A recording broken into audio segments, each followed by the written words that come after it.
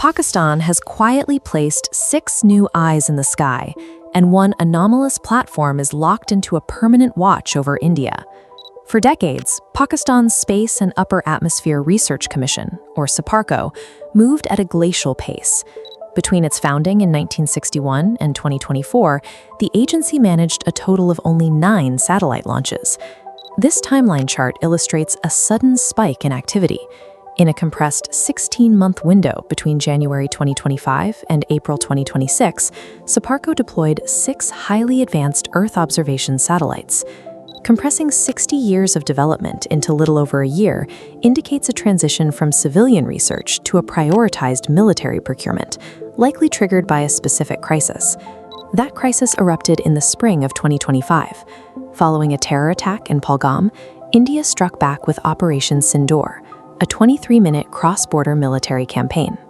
India executed an asymmetric strike, utilizing the Indian Air Force's Su-30 fighter jets to rapidly penetrate hostile airspace.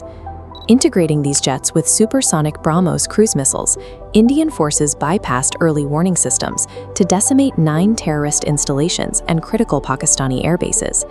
The attack exposed a fatal gap in Pakistan's defense. Their traditional radar and air batteries were blind to high-speed, standoff weapons. Without a view from above, their borders were indefensible. To stay informed on the world's most critical security flashpoints, hit that subscribe button to join the global Warwatch network. Operation Sindoor showed that land and air defenses are no longer a sufficient shield if you cannot see a strike originating from hundreds of miles away. The regional arms race moved into orbit to solve that lack of visibility. To bypass decades of research and development, Pakistan turned to a long-standing partner, Beijing. China's involvement extended far beyond simply launching Pakistan's hardware on Long March rockets.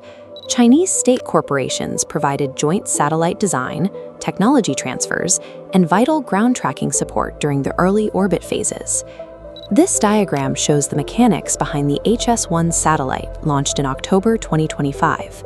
Unlike standard optical cameras, its sensor captures data across hundreds of invisible spectral bands to read the exact chemical light fingerprint of everything on the ground.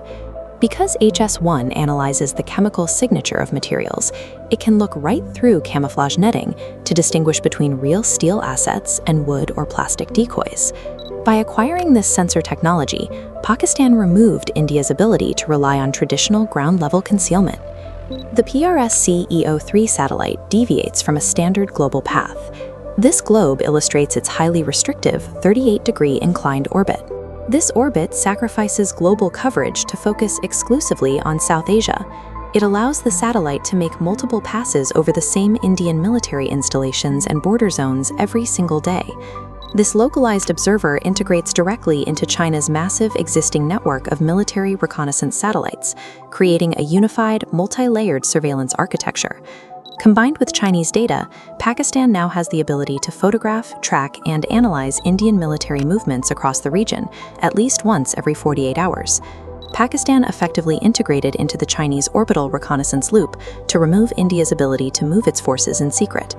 In response, New Delhi released the 2025 Joint Military Space Doctrine, signaling a shift in focus toward the stars and initiating the transition to an air and space force. To counter Pakistan, India sanctioned a 52-satellite grid.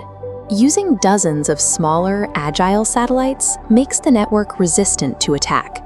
If a node is destroyed by a missile, others instantly reroute the data to keep the feed alive.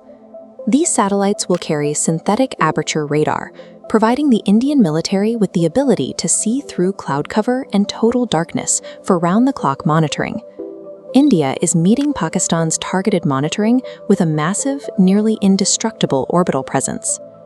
To achieve this deployment speed, India's Space Policy 2026 handed a primary role to the commercial aerospace sector. 31 of the 52 satellites will be built, launched, and maintained by private domestic firms to bypass traditional government delays. This commercial grid provides the data for a new initiative announced by Prime Minister Modi, titled Mission Sudarshan Chakra. This mission uses private sector satellite data to automatically coordinate precision strikes against border infiltrations the moment they are detected from orbit. Tactical surprise has effectively vanished. In this environment, the advantage goes to whichever side can process and act on satellite data the fastest. Thanks for watching. If you want to keep tracking these shifts in global military strategy, be sure to subscribe to the Global Warwatch Network and let us know your thoughts in the comments below.